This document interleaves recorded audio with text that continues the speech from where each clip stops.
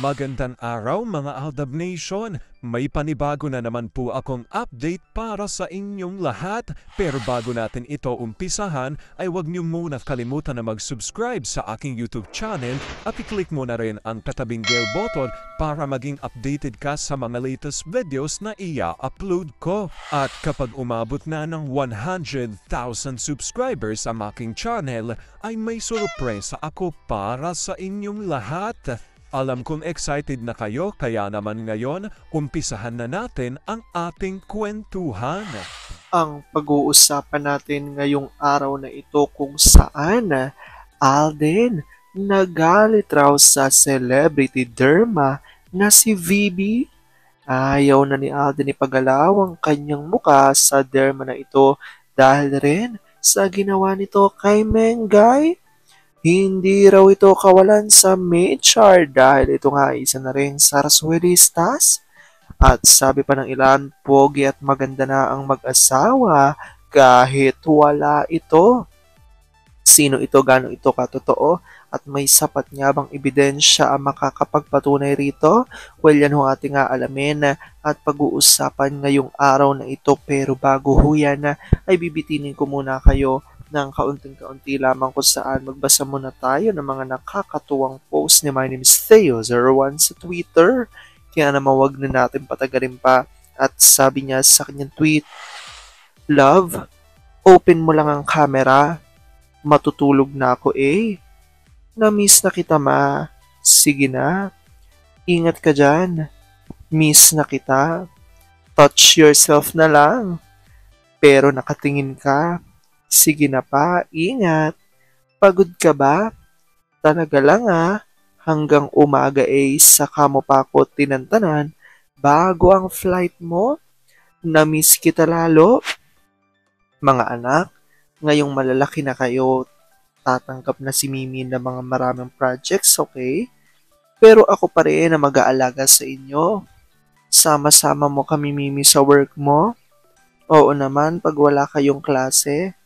Paano si baby ma? Siya ang madalas kong isasama at aalalayan naman ako ni Yaya. No, mahahawahan yan ng sakit sa labas.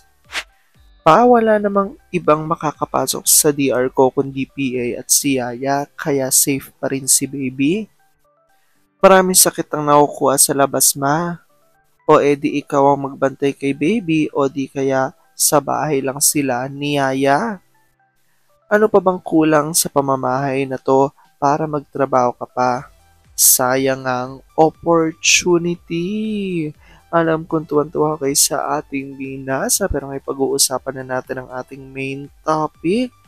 Oops, wait lang, saglit lang to. May ipapaalala lang ako. Para sa mga bago pa lang sa aking channel, huwag niyong kalimutan na mag-subscribe sa aking YouTube channel at i-click nyo na rin ang notification bell para lagi kayong updated sa mga latest videos na i-upload ko at para maging parte na rin kayo ng aking Fanatics channel family. Well, alam kong super excited na kayo sa ating kwentuhan, kaya naman dumako na tayo sa ating main topic.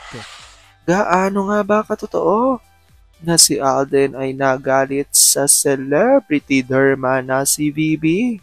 Ayaw na ni Alden ipagalawang mukha dito dahil kasali na nga raw ito sa Sarsuela at dahil na rin sa ginawa nito kay Mengay.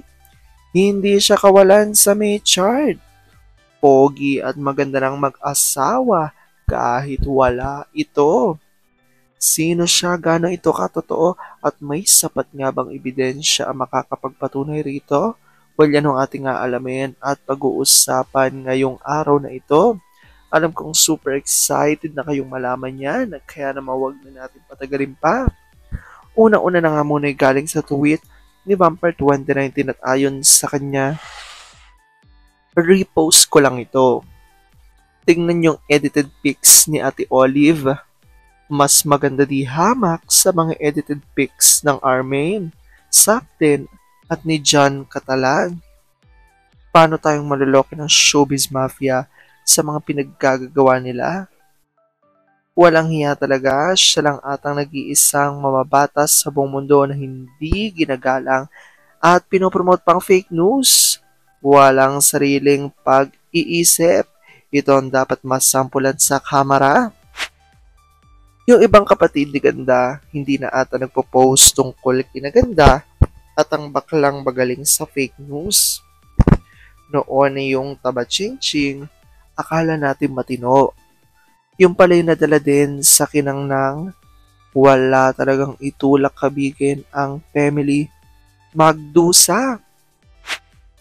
Sabi nga ni Ate Mills, once na maka-establish na ang ABS sa Channel 3, ipupull out na yung mga kumikitang show sa GMA. Sa ngayon, syempre, need pa nila ang GMA. Mautak at tusong ABS. Kayang-kaya sila paikutin. Later on, maging hawak na din nila ang TV5. Magaling ang ABS sa mga ganyang operandi. Wala ng aldab na sasagip sa GMA. Kung saan sila pupulutin pag yan ang mangyayari, serves them right.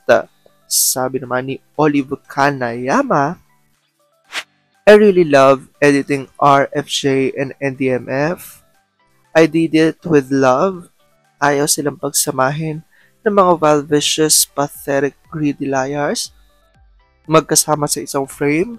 So with my heart desires, pinagsama at pinagtabi ko sila. Thanks, Sis V. You like my work of love.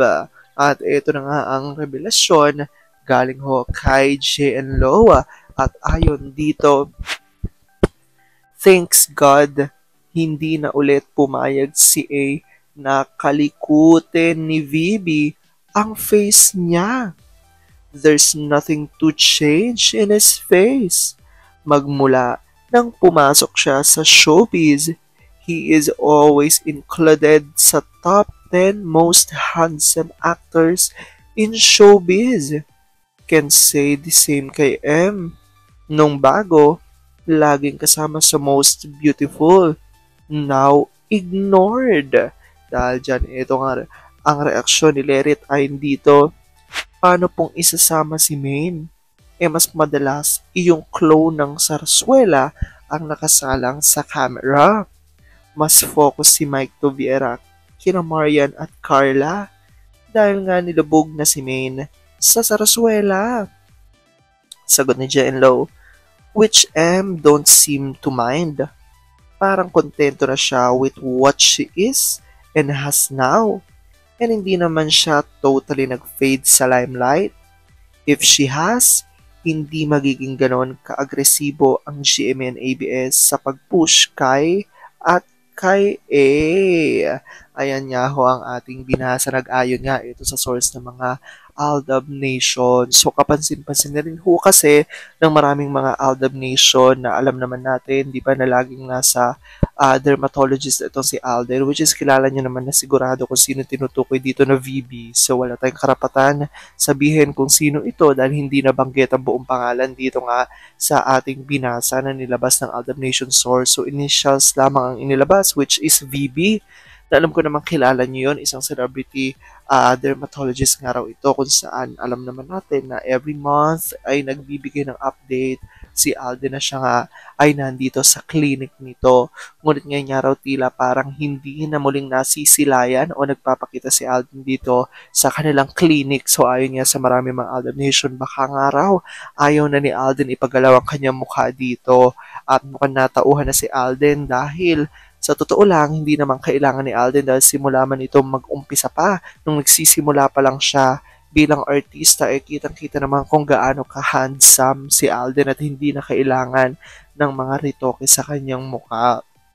So, and nung una-una rin na pumasok si Mengay ay lagi rin itong nasasama sa mga top most beautiful artist here in the Philippines. Pero ngayon nga ay tila hindi na nasasama si Mengay dahil nga raw sa ang halos nakikita na sa telebisyon ay ang Sarsuela lamang o ang clone di umano ni Mengay, which is hindi totoong Mengay ayon yan sa maraming mga Aldab Nation. Pero kung makikita natin ang totoong Mengay, talaga doon natin masasabi kung gaano nga raw kaganda ang nag-iisang Mengay.